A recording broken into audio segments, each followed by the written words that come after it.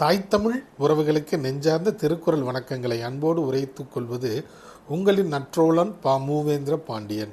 இன்று நாம் நாளொரு திருக்குறள் வரிசையில் பொருட்பாலில் 101வது அதிகாரமாக உள்ள நன்றியில் செல்வம் என்ற அதிகார தலைப்பின் கீழ் அமையப்பெற்றுள்ள 1002வது திருக்குறளை பற்றி அறியப் போகின்றோம்.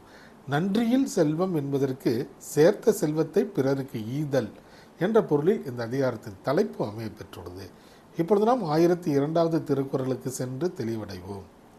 பொருளானாம் எல்லாம் என்று ஈயாது இவரும் மருளானாம் மானப் பிறப்பு. பொருளானாம் எல்லாம் என்று ஈயாது இவரும் மருளானாம் மானப் பிறப்பு. இத்திருக்குறளுக்கான பொருள் என்னவென்பதை இப்போது நாம் அறிவோம்.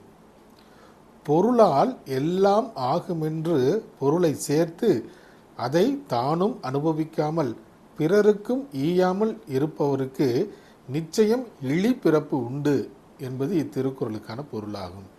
மீண்டும் பொருள்: பொருளால் எல்லாம் ஆகுமென்று எண்ணி பொருளை சேர்த்து அதனை தானும் அனுபவிக்காமல் பிறருக்கும் ஈயாமல் இருப்பவருக்கு நிச்சயம் இழி பிறப்பு உண்டு என்பது இத்திருக்குறளுக்கான பொருளாகும். ஆம் தோழர்களே, நாமும் சேர்த்த செல்வத்தை நாம் அனுபவித்து பிறவருக்கும் ஈவோம். நன்றி, வணக்கம்.